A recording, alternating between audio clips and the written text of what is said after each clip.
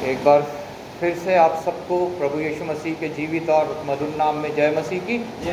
प्रभु का धन्यवाद करता हूं मैं कि लगभग 7 महीने बाद हमारी कलीसिया जैसे रूटीन में पहले इकट्ठा होती थी, आज फिर इकट्ठा है और कलीसिया की विधि के अनुसार हमारी कलीसिया यहाँ पे लगी है। धन्यवाद करता हूँ परमेश्वर का कि उसने जूम मीटिंग के द्वारा हमें जुड़ने का मौका दिया। विशेष धन्यवाद करता हूँ थॉमसन का, निर्मल जी का, कि उन्होंने जूम मीटिंग को इस कलीसिया में करवाने के लिए लोगों को यहाँ इकट्ठा किया और यहाँ पे प्रभु की महिमा स्तुति होने पाई है। सच में हमारा परमेश्वर दयालु है, करुणा से भरा है, विलम्ब से कोप करने वाला है और दंड देके उसे अच्छा नहीं लगता, पछताता। वो नहीं चाहता कि किसी मनुष्य को भी दंड मिले। हालेलुया। वो चाहता है कि प्रत्येक मनुष्य जो है वो उस स्थान पे पहुंचे जो परमेश्वर ने हम लोगों के लिए तैयार किया है, जिसका वादा प्रभु यीशु मसीह ने किया है कि मैं जाता हूं और तुम्हारे लिए जगह तैयार करता हूं। हालेलुया। चाहता है कि प्रत्येक जना उस मुकुट को पाए जो उसके लिए तैयार है। और वो एक, जैसा अभी हमने नए नियम में पढ़ा था, कि वो हमें न्यायी ठहराना चाहता है मनुष्य के ऊपर और स्वर्गदूतों के ऊपर। हालेलुया। वो नहीं चाहता कि हम में से कोई भी जन, पूरे मनुष्य जाति में से कोई भी जन नाश हो और वो उस स्थान पे जाए जो शैतान और उसकी सेना के लिए तैयार की गई है। Praise Lord. एक बार फिर हम यहाँ इकट्ठा हैं। प्रभु का धन्यवाद करता हूँ मैं। आज के वचन के लिए मैं चाहूँगा कि हम लोग निकालें यिर्मयाह नबी की पुस्तक, उसका 3रा अध्याय 19 से 25 तक।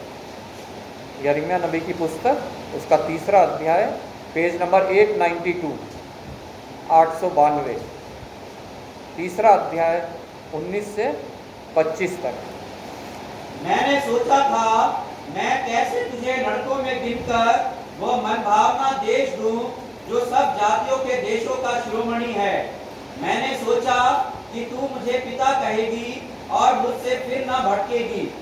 इसमें तो संदेह नहीं कि जैसे विश्वासघाती स्त्री अपने प्रिय से मन फेर लेती है, वैसे ही हे इस्राएल के घराने, तू मुझसे फिर गया है। यहोवा की ये वाणी है। 25। मुंडे टीलों पर से इस्राएलियों के रोने और गिड़गिड़ाने का शब्द सुनाई दे रहा है, क्योंकि वे टेढ़ी चाल चलते रहे हैं और अपने परमेश्वर यहोवा को भूल गए हैं। हे भटकने वाले लड़कों, लौट आओ, मैं तुम्हारा भटकना सुधार दूंगा। देखो, हम तेरे पास आए हैं, क्योंकि तू ही हमारा परमेश्वर यहोवा है। निश्चय पहाड़ों और पहाड़ियों पर का कोलाहल व्यर्थ ही है। इस्राएल का उद्धार निश्चय हमारे परमेश्वर यहोवा ही के द्वारा है। परंतु हमारी जवानी ही से उस बदनामी की वस्तु ने हमारे पुरखाओं की कमाई अर्थात उनकी भेड़ बकरी और गाय बैल और उनके बेटे बेटियों को निगल लिया है। हम लज्जित होकर लेट जाए और हमारा संकोच हमारी ओढ़नी बन जाए, क्योंकि हमारे पुरखा और हम की युवा अवस्था से लेकर आज के दिन तक अपने परमेश्वर यहोवा के विरुद्ध पाप करते आए हैं और हमने अपने परमेश्वर यहोवा की बातों को नहीं माना है।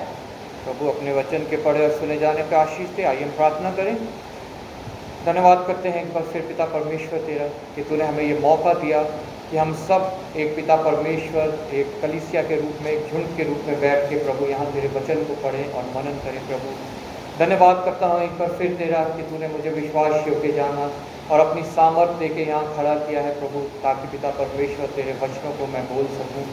पिता परमेश्वर तू अपने हाथ को बढ़ा, मेरे मुंह को छू, ताकि मैं भी यिर्मयाह की तरह कहने पाऊँ और पिता परमेश्वर तेरा वचन पिता परमेश्वर मेरे मुंह में आने पाए। पिता परमेश्वर, हाँ पिता परमेश्वर, धन्यवाद करता हूँ पिता परमेश्वर तेरा कि तू अपने लोगों को इस्तेमाल करता है।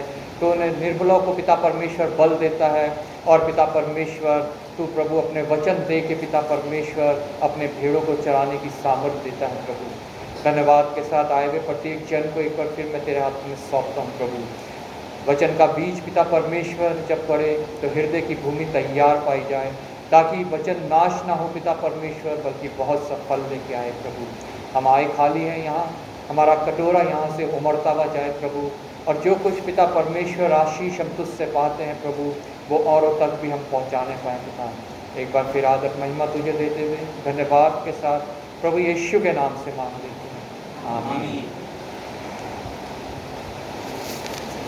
यहाँ पे यिर्मयाह नबी एक भविष्यवक्ता जिसे प्रभु ने चुना और इस्तेमाल किया कि वो प्रभु की बातें उस समय के लोगों तक पहुँचाए, और विशेषकर आज हमारे सामने प्रभु अपनी बातें पहुँचाना चाहता है उस भविष्यवक्ता के द्वारा, जो आज से लगभग 5000 साल पहले था, लेकिन आज भी जो है वो वचन जो जीवित है, जो कभी मरने का नहीं, वो हमसे बातें कर रहा है। हालेलुया।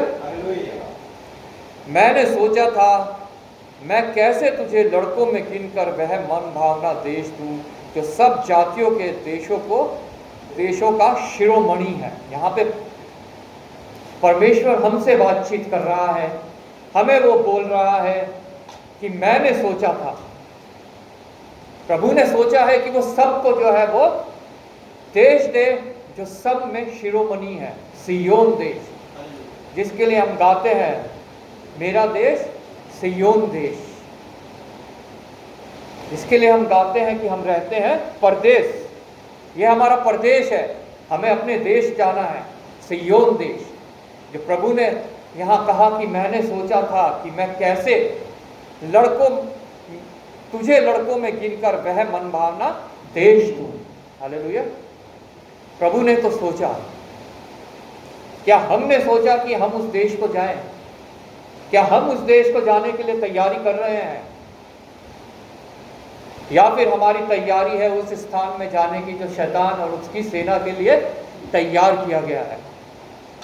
प्रभु ने सोचा मेरे लिए, मुझे कह रहा है वो मैंने कैसे तुझे लड़कों में गिनकर, लड़के मतलब जितने प्रभु के अनुयायी हैं, जितने प्रभु के पीछे चलने वाले हैं, जितने प्रभु को अपना निजी उद्धारकर्ता ग्रहण कर चुके हैं, जिनों का मन परिवर्तन हो चुका है। हालेलुया। कैसे तुझे लड़कों में गिनकर वह मन भावना देश दूं। वो कैसे हमें उन लड़कों में गिन सकता है? हम तो आज भी वही दुनियावी है, संसारिक है, शारीरिक है। आज भी हम शैतान की बातों को सुनते हैं, आज भी हम वही करते हैं जो परमेश्वर के विरोध की बातें हैं। परमेश्वर आज हमसे कहता है कि मैं कैसे तुझे लड़कों में गिन लूं। क्या हम इस लायक हैं कि हम लड़कों में गिने जाएं? हम उसके चेलों में गिने जाएं? मैंने सोचा था मैं कैसे तुझे लड़कों में गिनकर वह मन भावना देश दूं। तू इस योग्य नहीं निकला, तुझ में कोई सामर्थ नहीं, तेरे में कोई बल नहीं, तुझ में कोई धर्म के ऐसे कार्य नहीं कि मैं तुझे उन लड़कों में गिन सकूं। लेकिन मैंने सोचा कि मेरे पास एक उपाय है। हालेलुया। हमारा पिता कहता है कि मैंने सोचा कि कैसे तुझे चुनूं, इसलिए मैंने अपना इकलौता पुत्र तेरे लिए इस पृथ्वी पे भेजा, ताकि जो कोई उस पे विश्वास लाएगा वो मेरे लड़कों में गिना जाएगा, वो नाश नहीं होगा परंतु अनंत जीवन को पाएगा। हालेलुया। परमेश्वर ने उपाय किया, क्या हमने उस पे विश्वास किया? उसका गुप्त मनोरथ जो संसार को बचाने के लिए उसने अपने इकलौते पुत्र को हमारे लिए दे दिया। प्रभु का वचन कहता है जितनों ने उस पे विश्वास किया उनका मुंह कभी काला ना होने पाया। जवान सी तो भूखा रह सकता है, लेकिन मेरे डरवैयों को किसी भली वस्तु की घटी कभी ना होगी। क्या हम इन बातों पे विश्वास करते हैं? हमारा प्रभु चाहता है कि हमें लड़कों में गिने, हमें उस मन भावने देश में पहुंचाए जिस सफर में हम यहाँ पे हैं, जिसके सफर में हम यहाँ पे हैं इस समय। उस सफर को पूरा करके क्या हम उस मन भावने देश को पहुंचने पाएंगे जो हमारा परमेश्वर चाहता है, हमारा पिता चाहता है हमें देना। हालेलुया। ये हमें निर्णय लेना है, हमें सोचना है, क्योंकि परमेश्वर की ओर से वो पूरा हो चुका है, उसने दे चुका अपने पुत्र को। और प्रभु यीशु ने भी सलीब से कह चुका है पूरा हुआ, हमारा उद्धार का कार्य पूरा हुआ। लेकिन हमें उसको ग्रहण करना है, तब वो हमारे ऊपर कार्यरत होगा, नहीं तो प्रभु का बलिदान वो हमारे लिए व्यर्थ है। नाश होने वालों के लिए क्रूस की गाथा व्यर्थ है, लेकिन उस पर विश्वास करने वालों के लिए वो परमेश्वर की सामर्थ है। हालेलुया। वो सामर्थ के द्वारा हमें उस मनभावने देश में पहुंचाना चाहता है। हालेलुया। जो सब जातियों के देशों का शिरोमणि है। उसमें ये नहीं लिखा जो बैप्टिस्ट चर्च के लोगों के लिए शिरोमणि है, या जो इजराइलियों के लिए शिरोमणि है, या जो विश्वासी हैं, मसीह में है, उनके लिए शिरोमणि है वो देश। वो सब जातियों के, चाहे वो कोई भी जाति है। हम भी जो है बहुत सी जातियों में से निकल के यहाँ पे आए हैं। हम में से कोई भी पैदाइशी जो है वो इजरायली नहीं है, कोई भी पैदाइशी जो है वो विश्वासी नहीं है। हो सकता है मसीह परिवार में पैदा जरूर हुआ हो, लेकिन वो मसीह में नहीं था। लेकिन जब तक वो अपने आप को प्रभु को अर्पित नहीं करता और उसे अपना निजी उद्धारकर्ता करके ग्रहण नहीं करता है, वो क्रिश्चियन जरूर कहलाता है, सरनेम क्रिश्चियन जरूर होता है उसका, मसीह में परिवार में पैदा जरूर होता है, लेकिन वो प्रभु के योग्य नहीं होता। हालेलुया। जब तक उसका नया जन्म ना हुआ। मैंने सोचा कि तू मुझे पिता कहेगी। वो पूरी इजरायली जाति के लिए यहाँ पे कह रहा है, वो पूरी मसीही लोगों के लिए यहाँ कह रहा है, मैंने सोचा कि तू मुझे पिता कहेगी। वो आज हमारी कलीसिया के लिए कह रहा है जो उसकी दुल्हन है, प्रभु यीशु मसीह की दुल्हन है। मैंने सोचा कि तू मुझे सबसे ऊंचा स्थान देगी, मैंने सोचा कि तू मुझे पिता कहेगी और मुझसे फिर ना भटकेगी। हालेलुया। मैं, आप लोग, पूरी कलीसिया, जितने मसीही लोग हैं संसार में, प्रभु उन सब के लिए आज ये सवाल कर रहा है, आज इस चिंता में है कि कहीं हम उससे भटक ना जाएं, हम किसी और को अपना पिता ना बना लें। बहुत से देवी देवता हैं संसार में, बहुत से गुरु हैं,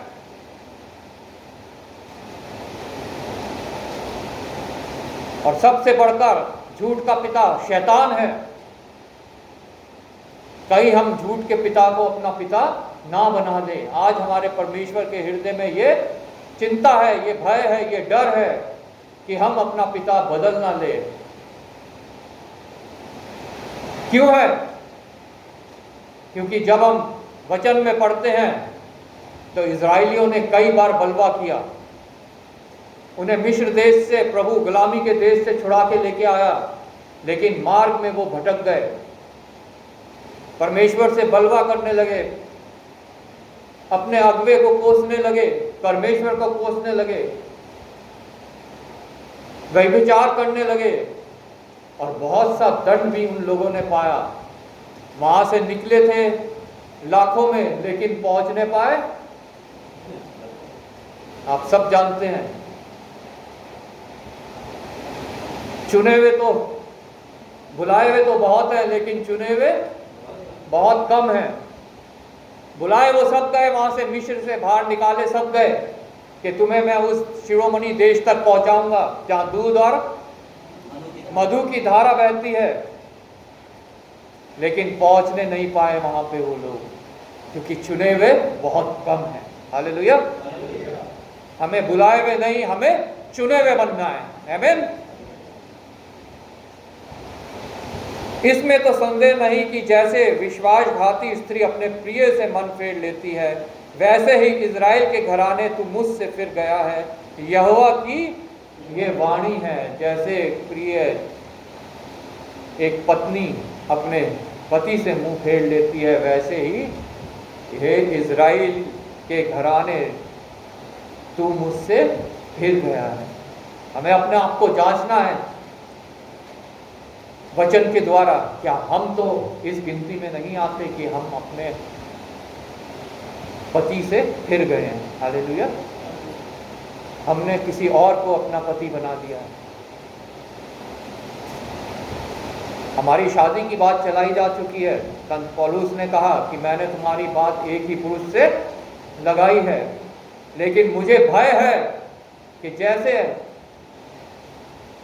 हमारी आदि माता बहकाई गई, वैसे तुम भी ना बहकाए जाओ। बहुत हमें सतर्क रहना है कि कहीं हम भी ना बहकाए जाएं, और जिस पुरुष से हमारी बात लगाई गई है, जब विवाह का मौका आए, तो अवसर आए, तो हम लोग छूट जाएं। 10 कुंवारियों वाली कहानी हम सब ने सुनी है वचन में से। हम सब जानते हैं कि उसमें से कितनी जाने पाई और कितनी खटखटाती रह गई कि हमारे लिए दरवाजा खोल दे। मुंडे टीलों पर से इजराइलियों के रोने और गिड़गिड़ाने का शब्द सुनाई दे रहा है, क्योंकि वे टेढ़ी चाल चलते रहे हैं और अपने परमेश्वर यहोवा को भूल गए हैं। यिर्मयाह नबी के पास ये वचन पहुंचा परमेश्वर का कि मुझे इजराइलियों के रोने और गिड़गिड़ाहट का शब्द सुनाई दे रहा है। आज भी हमारा परमेश्वर हमारे रोने और गिड़गिड़ाने का शब्द सुन रहा है, उसे वो सुनाई दे रहा है। लेकिन उसका कारण क्या है हमारे रोने और हमारे गिड़गिड़ाने का? कि हम टेढ़ी चाल चलते रहे हैं। हम आज तक टेढ़ी चाल चलते रहे हैं। हमें जिस मार्ग प्रभु ने हमें दिया, सीधा मार्ग, हम उसको छोड़ के हम टेढ़ी चाल चलते रहे हैं। हम दूसरे मार्ग में जो टेढ़ा मेढ़ा है, चौड़ा तो है, बहुत भव्य है, बहुत चकाचौंध है, उसमें बहुत से दुनियावी सुख हैं, बहुत सा शारीरिक सुख है, हम उस मार्ग में टेढ़े चलते रहे हैं। हम उस सकरे और सीधे मार्ग को हमने छोड़ दिया है जो हमें परमेश्वर ने हमारे लिए ठहराया है। हालेलुया। जो प्रभु यीशु मसीह है, जिसने खुद कहा मार्ग, सत्य और जीवन मैं हूं, और मुझे छोड़ कोई पिता के पास नहीं पहुंचा सकता। हमें वहां तक कोई नहीं पहुंचा सकता, सिर्फ प्रभु यीशु मसीह। लेकिन हम टेढ़ी मेढ़ी चाल चलते हैं। इस मस्जिद में भी जाते हैं, उस मंदिर में भी जाते हैं, उस गुरुद्वारे में भी मत्था टेकते हैं, उस फलाने सो कॉल्ड बाबा के पास भी जाते हैं, उससे ताबीज भी बनवाते हैं, उससे भभूति भी लेते हैं, झाड़ फूक भी करवाते हैं। हम टेढ़ी चाल चलते रहे हैं, इसलिए हमें रोना और गिड़गिड़ाना पड़ता है। हालेलुया। क्योंकि वे टेढ़ी चाल चलते रहे और अपने परमेश्वर यहोवा को भूल गए हैं। जिसके पास हमें जाना चाहिए, हम उसके पास नहीं जाते हैं।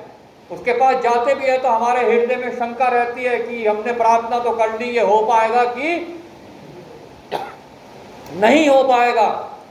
इसलिए हम और उपाय भी करते रहते हैं।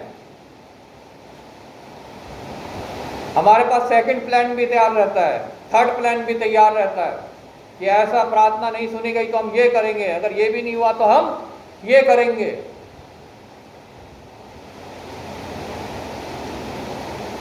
लेकिन हम अपने परमेश्वर को भूल जाते हैं कि उसने कहा है मैं ना तुम्हें कभी छोड़ूंगा ना कभी त्यागूंगा। हालेलुया।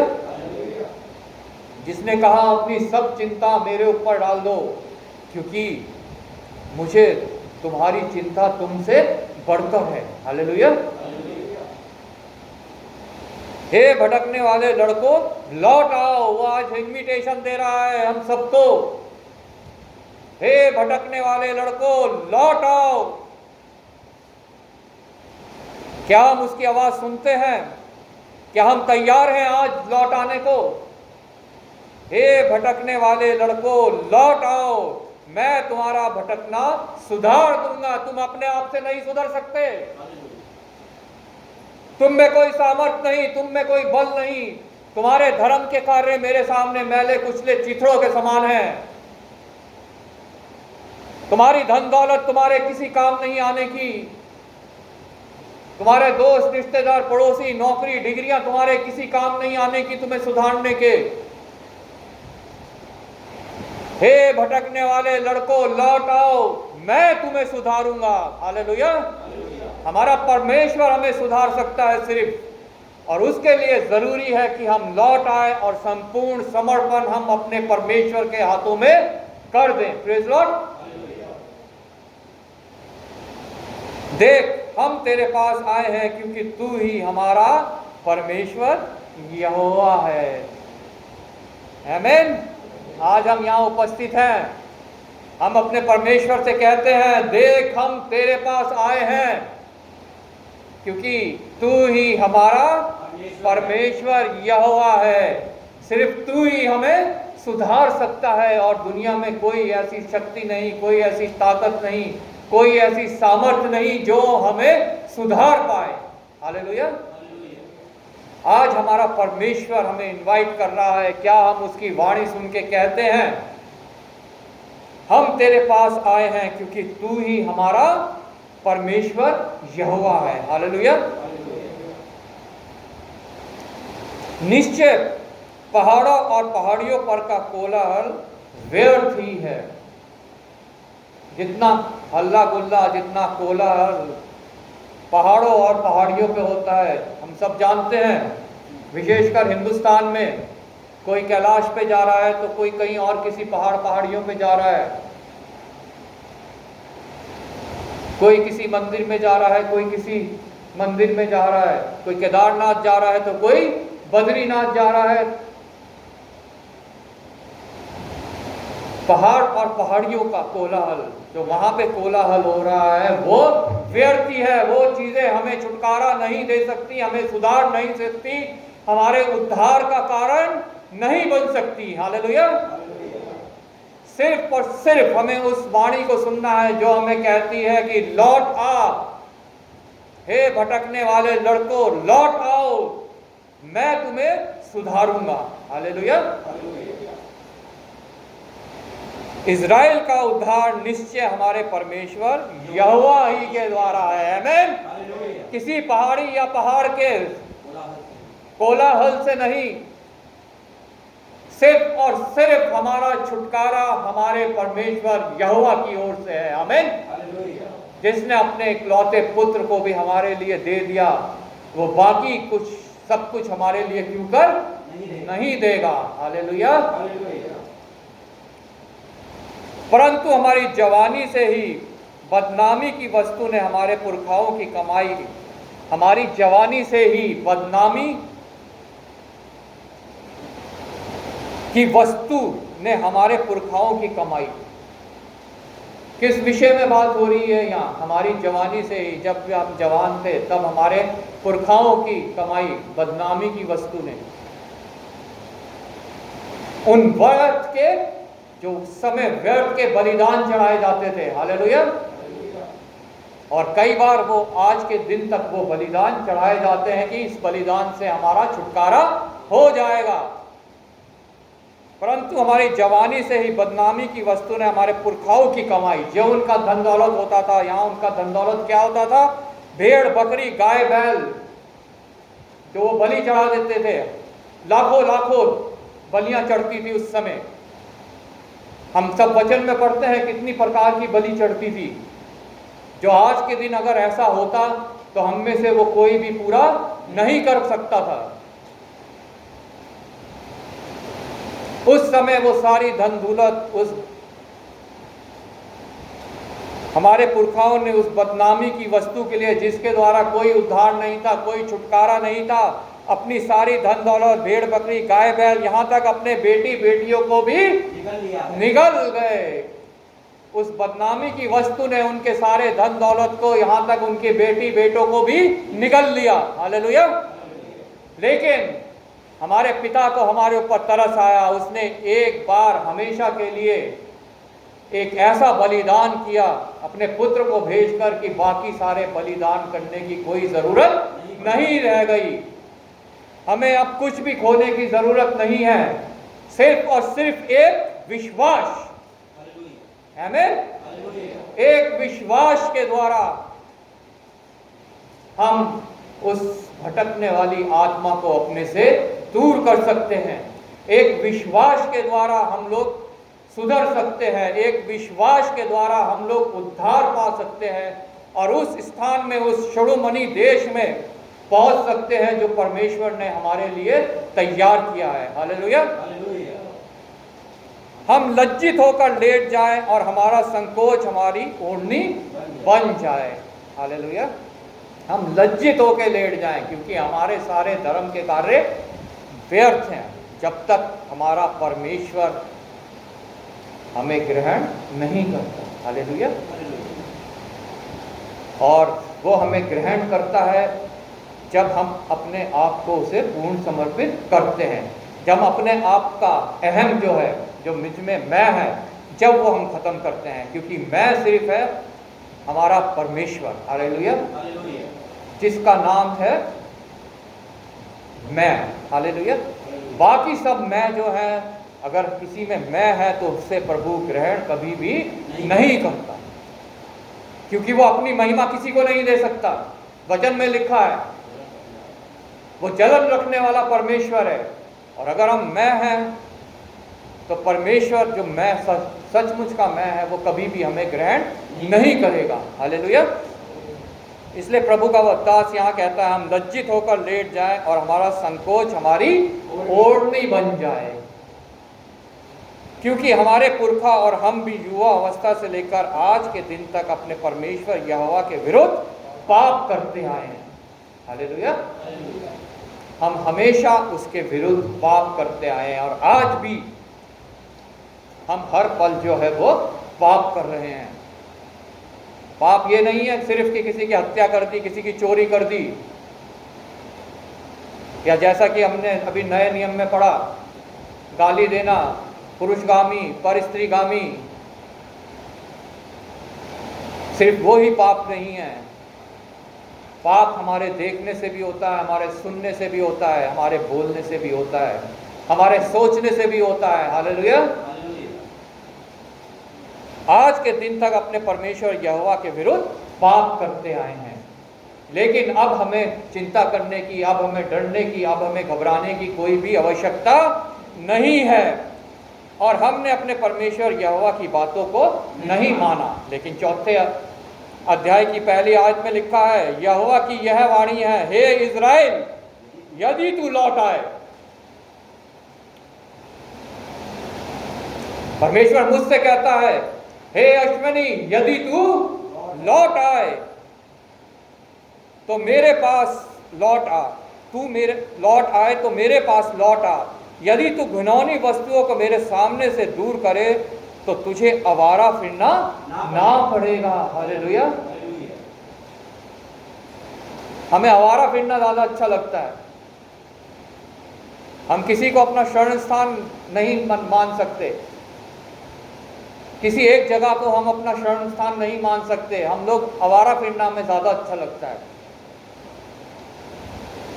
लेकिन हमारा परमेश्वर कहता है हमसे अगर तू मेरे पास लौट आए तो तुझे आवारा फिरना ना पड़ेगा। और यदि तू सच्चाई और न्याय और धर्म से यहोवा के जीवन की शपथ खाए तो जाति जाति उसके कारण अपने आप को धन्य कहेगी और उसी पर घमंड करेगी। हालेलुया। हमारा सिर्फ एक घमंड है, हमारा प्रभु यीशु मसीह। हालेलुया।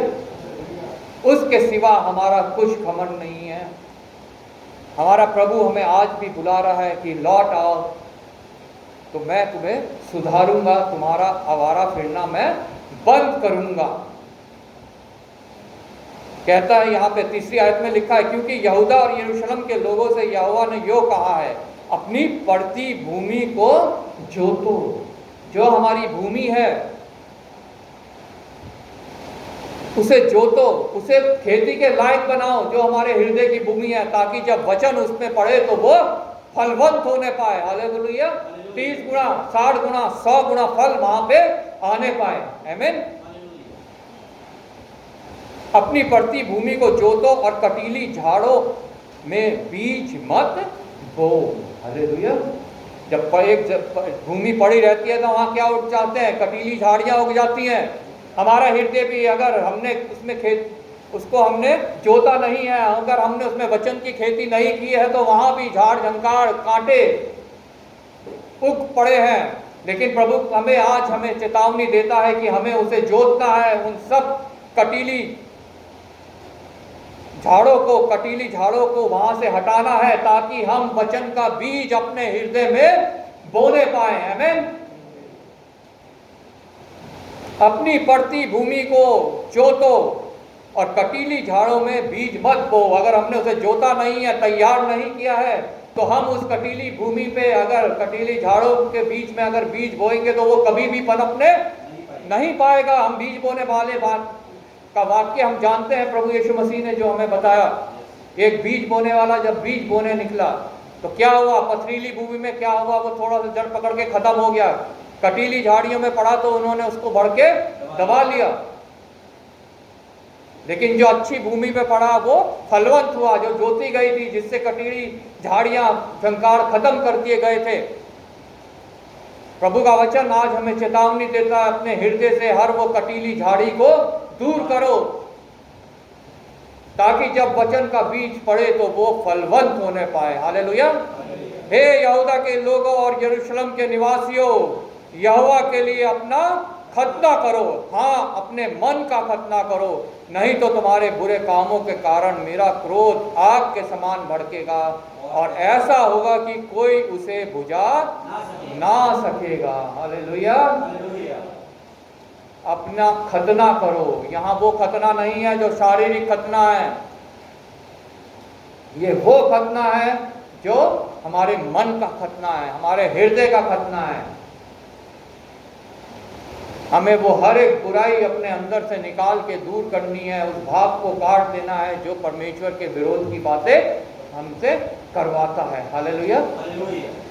नहीं तो प्रभु चेतावनी दे रहा है कि उसका क्रोध भड़केगा और उसको फिर हम किसी भी प्रकार से शांत करने नहीं पाएंगे। फिर हमारा स्थान वहीं मिलेगा जहाँ शैतान और उसकी सेना ने जाना है। हालेलुया। प्रभु आपको इस वचन के द्वारा आशीष दे।